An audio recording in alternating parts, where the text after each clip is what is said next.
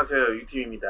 엊그제 뉴스가 나왔죠. 드디어 주택임대사업자도 개별주택 가격에 아니면 공동주택 가격에 126%가 이제 확정이 돼서, 이게 개별주택 가격 또는 공동주택 가격의 126%라는 게 정말 졸라 어이없는 가격대예요. 이게 어느 정도로 어이없는 가격대라고 제가 말씀을 드리자고 하면은, 자, 우리 아파트는 KB 시세라는 게 있습니다. KB 시세 기준으로 아파트는 진행을 하고, 이제 빌라, 연립, 그리고 다가구, 단독 같은 경우에는 개별주택 가격 또는 공동주택 가격의 126%라는 어이없는 수치를 기준으로 집값을 매기고 있는데, 이게 진짜 얼마나 어이없는 가격인지 제가 말씀을 드릴게요. 예를 들자고 하면은, 이제 검단 신도시에 분양했던 아파트, 금호올림이라는 아파트로 얘기를 할게요. 지금 매매가가 1층 기준으로 6억 5천대에 나와 있어요. 전세가는 3억 5천, 여기 KB 시세는 6억 8,500이에요. 공동주택 가격이 얼마냐면은 3억이에요. 3억. 자, 매매가 6억 5천과 KB 시세 6억 8,500, 그리고 공동주택 가격이 3억입니다. 반 토막도 안 돼요. 근데 아파트는 KB 시세라는 시세가를 정해놓고선 거기 기준으로 다 계산을 하고, 빌라, 연립, 다가구 같은 경우에는 아파트로 따지면은 공동주택 가격이죠. 반도 안 되는 금액으로 시세를 결정을 하는 거예요. 자, 3억에 126%면은 얼마예요? 3억 7,800입니다. 6억 5천, 7억에 거래되는 아파트를 공동주택 가격 기준으로 하면은 3억 7,800이 이제 매매가로 보고 있는 거예요. 이 다가구 주택이 아파트보다 건축비가 더 들어갑니다. 대량으로 짓기 때문에 그렇게 후려칠 수 있겠죠. 빌라, 다가구 같은 경우에 개별 주택 가격 또는 공동주택 가격에 126%로 맞춘다는 거는 아파트 7억짜리 매물을 3억 5천, 3억 7천에 거래하는 거랑 똑같다고 생각하시면 돼요. 이게 얼마나 어이없는 일입니까? 확 그냥 뻥튀기를 그냥. 아파트를 비교해서 그러는데, 이게 지금 우리나라의 지금 현실이에요. 그러니까 아무것도 모르는 지금 사람들이 뭔가 정책을 자꾸 내려고 하니까 기준이 맞지가 않는 거예요. 딱 간단하게 지금 어떠한 상황인지를 얘기 드릴게요. 자, 이 건물 보이시죠? 제가 지금 촬영하고 있는 그 공간에서 바로 앞에 있는 건물이에요. 이게 땅이 한 80평 정도 돼요, 대략적으로. 1층 상가, 2, 3, 4층 다가구 주택이에요. 이거를 지금 짓는다, 그래 2년 전부터 지었다 하면 땅값이 평당 1,000만 원에 그러면 80평이면 8억이죠. 이거 지금 짓는데 건축비가 11억, 12억이에요. 예전에는 8억, 9억이 끊어졌는데 지금은 11억, 12억입니다. 그럼 이것만 합쳐도 20억이에요. 단순히 토지, 건축비 단순 계산만 해도 20억인데 이게 지금 개별주택 가격으로 따지면요 7억, 8억 이렇게 나와요. 여기에 126% 해봤자 뭐 8, 9억대 나옵니다. 20억이 원가가 들어갔는데 이 매매가를 8억, 9억으로 잡아놓는 게 말이 됩니까? 지금 이런 상황인 거예요. 단순히 지금 앞에 있는 건물로만 말씀을 드렸는데, 순수한 원가가 대략적으로 20억 들어간 건물을 10억도 안 되는 금액으로 책정을 해놓고 이게 시세니까 이 안에서 맞춰라라고 하는 거는 정말 말도 안 되는 소리예요.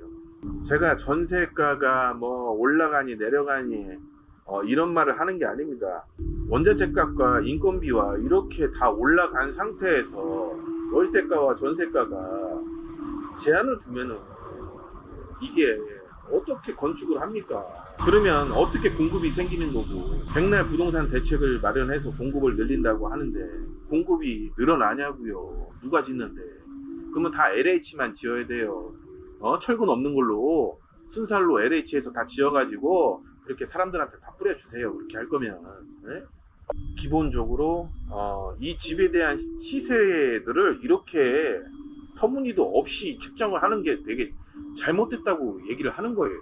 나라에서 뭐 버팀목이든 중소기업 청년이든 뭐 아무리 좋은 대출 상품을 뿌려놓고 해도 조건이 되는 집이 없는데 어디에 살아요? 뭐 전세가 4, 5억 하는 아파트에 들어가서 삽니까? 혼자 사는데 자기가 수준에 맞아서 자기 수준에 내는 이자를 내면서 살고 싶어 하는 사람들은 갈 데가 없어요. 근데 아시다시피 다들 안전한 곳을 찾으려고 하죠. 지금 이 상황에서 안전한 게 어디 있습니까 도대체. 안전한 매물도 시세를 그렇게 만들어버리면 안전하지 않게 되는 거예요. 지금 뭐 빌라왕이든 전세왕이든 모든 상황들은 나라에서 만들고 있는 거예요. 얼마 전에 이제 바뀌었던 이 주택임대사업자에 대한 것도 마찬가지예요. 기존의 주택임대사업자가 아닌 일반 매물 같은 경우에는 개별 주택 가격의 126%로 기준을 만들었죠. 주택임대사업자를 가지고 계신 분들은 150%에서 뭐 180% 이렇게까지 다 해놨는데 126%로 한 방에 줄여버리니 이분들이 세입자의 돈을 내줄 수 있는 최대한의 방법을 연구하다 보니까 주택임대사업자로 가입을 해서 보증보험이 가능한 150%로 해서 그렇게 진행을 했었어요. 근데 가입하고 나서 보니까 이거를 다시 주택임대사업자도 126%로 만들어 놓은 거예요.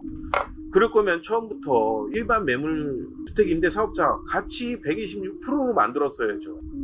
이거를 126%로 먼저 만들어 놓은 다음에 어떻게 해서든 세입자들 돈을 빼주려고 주택임대사업자로 가입을 했는데 그것도 126%로 만들어 놓는다? 그리고 너 이거 안 지키면은 너 과태료야. 과태료 3천만 원이야. 이렇게 지금 하고 있는 거예요. 이게 말이나 됩니까? 함정이잖아요. 함정. 이런 사례도 있어요. 1월에 계약하신 분이었는데 그 계약하신 분은 보증보험이 계약할 때만 해도 보증보험이 가입이 가능했어요. 개별적으로 보증보험이 가능해서 이제 금리가 저렴한 버팀목 80% 제출을 받아서 그 다음에 HUG에 가서 보증보험을 가입을 하려고 했는데 이게 1년입니다. 계약을 하고 1년 안에 보증보험을 세입자 가입을 할 수 있어요 따로. 근데 그게 계약을 해놓고 나서 1년 안에 가입을 해도 되니 요번에 HUG에 가서 가입 신청을 하려고 했더니 이게 그새 126%로 줄어들인 거예요. 원래 기존에 150%였잖아요. 이 한순간에 126%로 되니까 또 보증보험이 가입이 안 되는 겁니다. 이렇게 해서 지금 그 세입자분도 보증보험이 가입 못 하고 있어요. 이랬다 저랬다.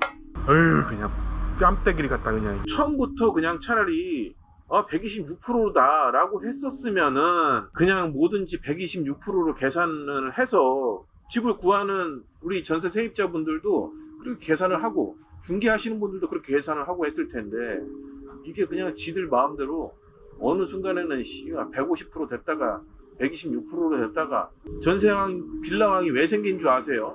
보증보험이라는 제일 안전한 장치가 있었기 때문에 그런 게 생긴 거예요. 뭐 금액이 어떻게 됐든 전세가가 높아도 보증보험이란 상품이 있으니 나라에서 100% 내 보증금을 보장해 준다 라고 하니까 집이 마음에 들면 다 계약을 하는 거예요. 나라에서 보장을 다 해준다는데 내가 마음에 드는 집을 하면 되는 거잖아요. 시세가 비싸든 싸든 안전한 건 참 좋아요. 허그라는 그런 보증보험 기간을 내세워서 전세를 구하시는 분들의 보증금을 보장하는 것도 참 좋아요. 하지만 현실성과 맞춰야 되는데 현실성과 전혀 안 맞춰지고 있습니다. 그리고 은행 새끼들도 근데 지랄이에요. 지금. 나라에서 버팀목 대출, 중소기업 청년 대출을 만들어도 은행에서 해주질 않아요. 80%짜리는 다 해줘야 되거든요. 조건이 맞으면 다 해줘야 되는데 해주질 않습니다. 기금이 든든해서 모든 조건이 맞춰지는데 그거 가지고 은행 가잖아요? 입국컷 당해요. 그냥 무조건 위험하다고 해요. 또 통장이 없으면 안 된다고 하고 뭐 다 안 된다고 합니다. 심지어는 주택임대사업자가 해주는 보증보험도 여기는 안 될 거예요. 은행 직원 새끼들이 HF 규정도 모르고 HUG 규정도 모르면서 그냥 참고 가면은 안 된대요. 버팀목 중소기업 청년대출. 그러면서 자기네 은행 상품은 대출이 가능해요. 되게 웃기지 않습니까? 나라에서 해주는 대출은 남는 게 없으니까 하지만 책임은 져야 되니까 그냥 오면은 다 안 된다고 하고 자기네 은행에서 나가는 대출은 된대요. 씨발 백날 기금이 대출이든 뭐든 이런 걸 만들어 놓으면 뭐하냐고요. 조건을 맞추면 뭐하냐고.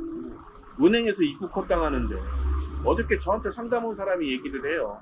주변에 은행 다 갔어요. 다 갔는데 몇 군데를 다 갔는데 신한, 하나, 우리 뭐 다 갔어요. 다 갔는데 그냥 상담도 못 해보고 그냥 뺀지 먹었답니다. 은행 어휴 그냥 기금이 뭐 든든이고 나발이고 그걸 왜 만들어놨냐고. 안 될 거면. 아니 거기에선 된다는데 왜 은행에선 다 안 된다는 거야. 우리 손님들 은행 보내면요 다 뺀지 먹어요. 뭐 때문에 안 된다, 뭐 때문에 안 된다, 뭐 때문에 안 된다. 결국은 뭔지 아세요? 해주기 싫어서. 그냥 기본적으로 접수조차 안 되는 거는 해주기 싫어서 그런 거예요. 그래서 우리가 따지고 들어가면은 계산도 할 줄 몰라요. 계산도 할 줄 모르면서 그냥 일단 안 해줍니다. 지금 이런 상태입니다.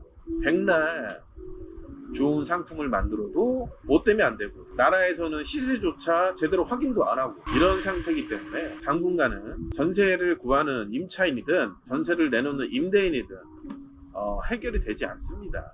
역전세 반환대출 해당되는 사람 거의 없어요. 그리고 가계대출, 이게 왜 많아진 줄 아세요? 세입자들 보증금 빼주려고 대출을 받으니까 가계대출이 늘어나는 거예요. 그걸로 세입자 빼주고 이제 월세 받겠죠.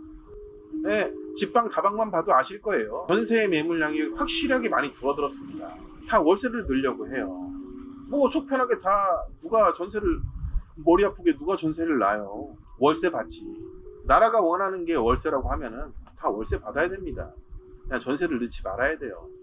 대출이 늘면 늘어서 걱정, 대출이 줄면 줄어서 걱정, 집값이 오르면 올라서 걱정, 내리면 내려서 걱정, 전세가가 오르면 또 올라서 걱정. 뭔 놈의 걱정들이 그렇게 많은지 그냥 시장이 알아서 다 답을 주는데 굳이 그걸 뭔가를 건수를 만들어서 그렇게 한다는 것 자체가 저 이해가 안 됩니다. 자, 다음에는 제 예상이건데 개별주택 가격의 100%가 이제 시세가 될 거예요. 그러고 나서 또 악덕 임대인 또 이러겠죠. 나라에서 파격적인 전세자금 대출을 해줄 거예요. 금리 막 0.5%. 하지만 되는 게 없죠. 백날 되지도 않는 거 가지고 생색하기 정책을 그만했으면 참 좋겠습니다. 오늘 유 팀장은 말도 안 되는 이런 126%에 대한 생각을 한번 말해봤고요. 좀 좋은 소식으로 찾아뵀으면 좋겠네요. 감사합니다.